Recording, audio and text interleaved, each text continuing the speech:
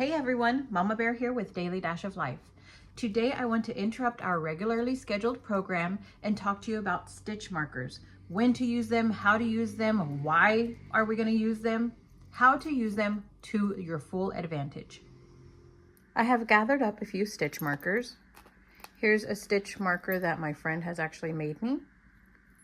And it's just a jump ring, a clasp, and then a little charm of our choice.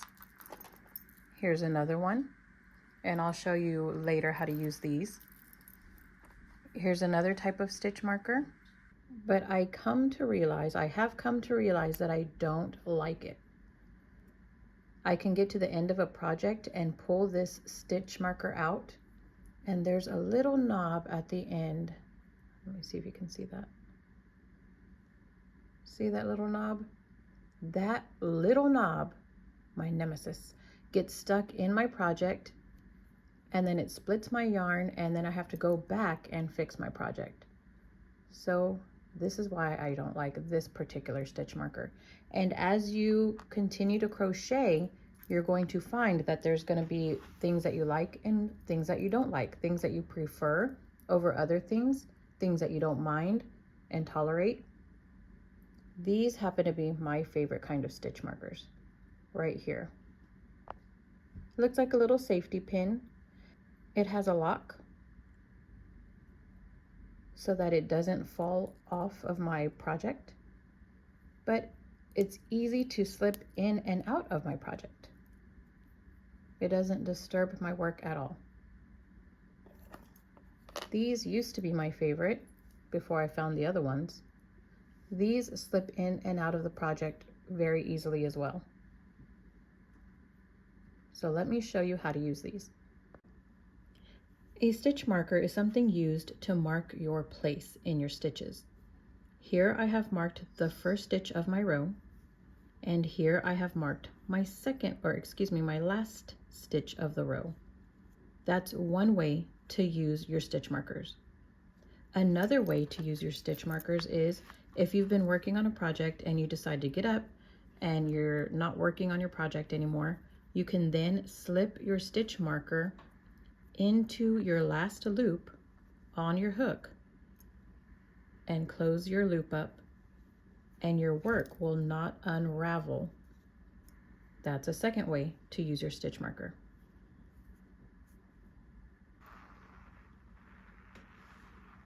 Another way to use your stitch marker is if you so happen to have a project where you have to create a long chain and you're worried about losing your place, you're worried about losing your count. These stitch markers placed in certain spots can help you with that problem. I placed mine at every 10 stitches, at every 10 chains into the ridge. And I did so if I lose my count, I can always go back to my last marker. And I know that this is 10, 20, 30, 40. This is my 40 mark, and this is my 50 mark. If I happen to be somewhere right here, I can always go back to my 40 and count 41, 42, 43, 44, 45, 46, 47. And I know that I have made 47 chains, and I need 3 more to get to my 50th. Again, you can use this right here into your last loop to mark off and to keep your work from unraveling. You don't always have to use something like this.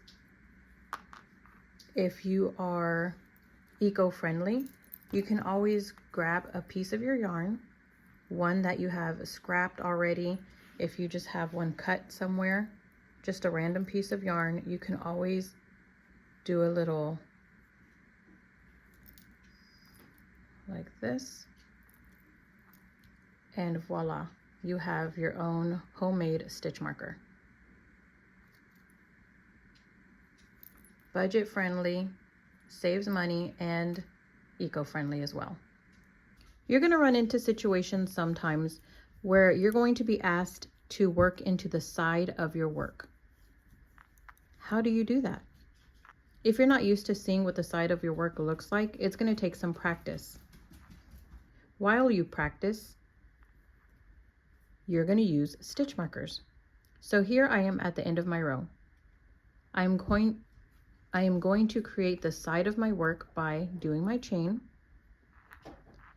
And here on my ridge is where I'm going to place the stitch marker. Right here is my ridge, right in here. Let me turn my work a little bit. That's where I'm going to put my stitch marker. This is where I'm going to place my stitch marker, and this is going to be the side of my work. Close that up. This is my chain, so I'm going to turn my work and then proceed creating my next row. You can have your stitch markers to mark the side of your work. You can have your stitch markers to mark the first and last stitches of the row, if you're not used to seeing that as well, to make sure you keep your work straight. I already marked the first stitch of my row, which is right here. I have 1, 2, 3, 4, 5, 6, 7, 8, 9, and I'm going to mark the 10th one and the last one of my row. The way I'm going to do that is I'm going to go underneath my V, just like we place our hook right here and create this hole. That's where we're going to put the stitch marker.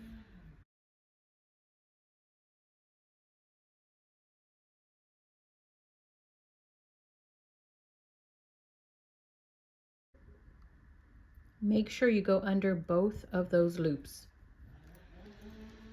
Here's your front loop. Here's your back loop. You don't want to just go under one. You want to go under both of those. The first and last stitches are now marked. To mark the side of my work, I'm going to chain 1 and then go into my ridge.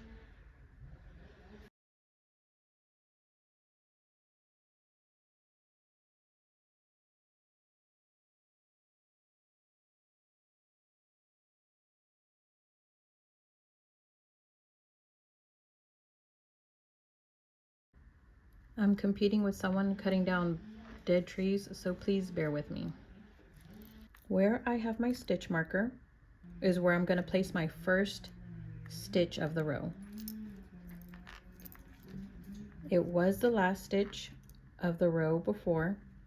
Now it's going to become the first stitch of this row. And I'm going to place my marker here. Again, under both of those loops, not just the front, not just the back, but under both. Oh, got caught in my yarn. There we go. And it might look like we have a lot of stitch markers here, which we do, but it will come in handy when you're trying to see the side of your work. You have to learn how to train your eye to see the side of the work. Once you have trained your eye, then the process will be a lot easier and it'll go faster and you won't have to use as many stitch markers.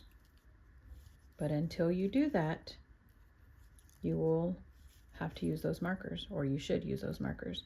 And there's actually going to be times where you forget. So at the beginning of a project, when you need to use the side of your work, you can use your stitch markers in the beginning, and then towards the end, you can stop using them once you've retrained your eye. So that is another way to use your stitch markers. Here's my last stitch. I know because I have my stitch marker here, and I can do my last stitch of the row right here. I'm still going to count my work. 1, 2, 3, 4, 5, 6, 7, 8, 9, 10. I'm going to move my last stitch marker up.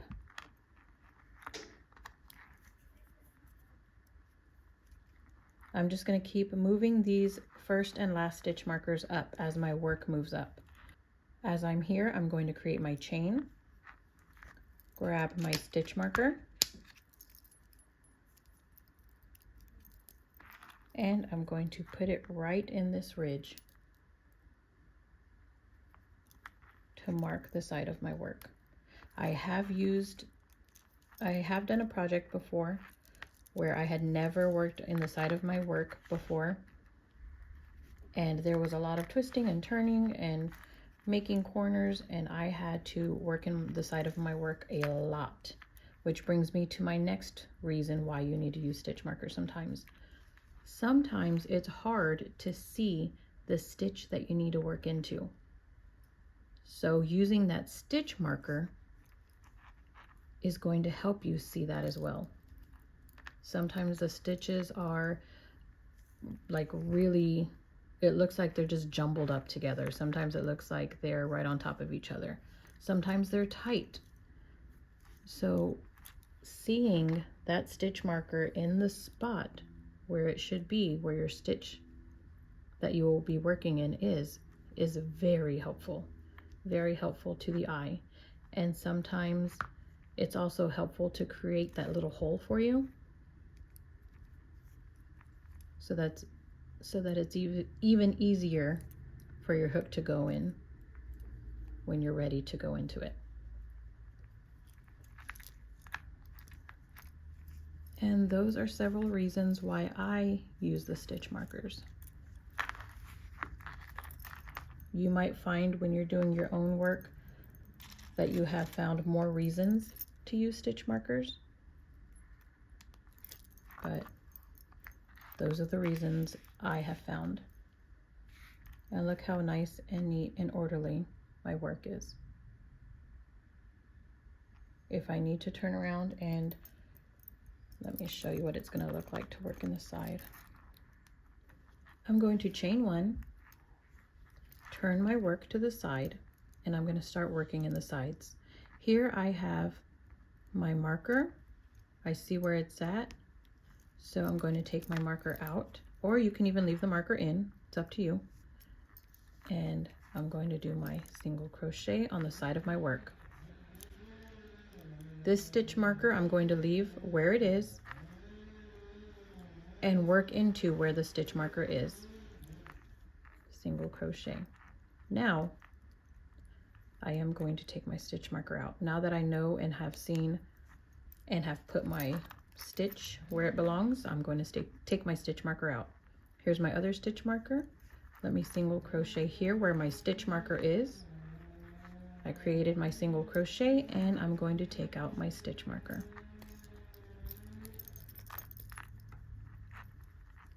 Here's a corner, which sometimes is hard to see which thing is the corner, which loop is the corner.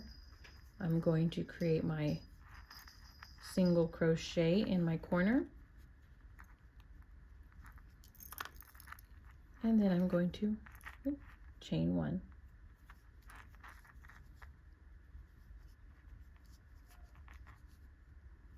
Now I can work along my edge. I just worked across the bottom of my work, chain one, and single crochet into where my stitch marker is. See that hole right there where my stitch marker was?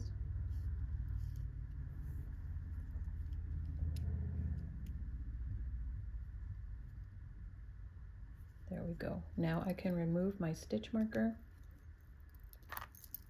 look for my next stitch marker, which is right here.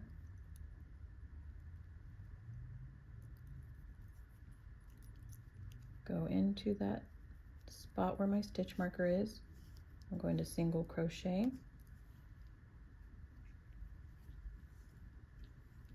and remove my stitch marker.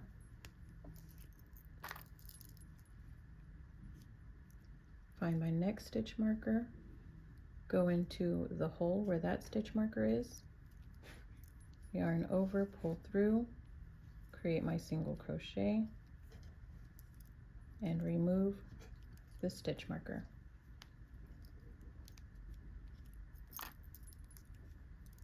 Go to where my next stitch marker is, go into that hole, yarn over, pull through, single crochet, pull out my stitch marker. If this is the top of your work where you first started and you're ready to finish, you can just do a slip knot, or excuse me, you can just do a slip stitch. And this actually looks like the bottom of like the little sole for the shoes, the crochet shoes for people and for dolls. Hopefully the chaos of the day didn't distract you too much from the lesson I was trying to show you, and you now know how to use stitch markers to your advantage. You now know that you can use a simple little piece of yarn for a stitch marker if you have to. Stitch markers are kind of like bookmarks for those of us who really read a lot. Anything can become a stitch marker. You can grab, just like you could grab a receipt or a piece of yarn or anything to become a bookmark. You're gonna learn how easy it is. You're gonna learn how easy it is to turn a lot of stuff into stitch markers to use to your advantage. So hopefully that was helpful, and hopefully you learned something new today that you didn't know yesterday. Toodles.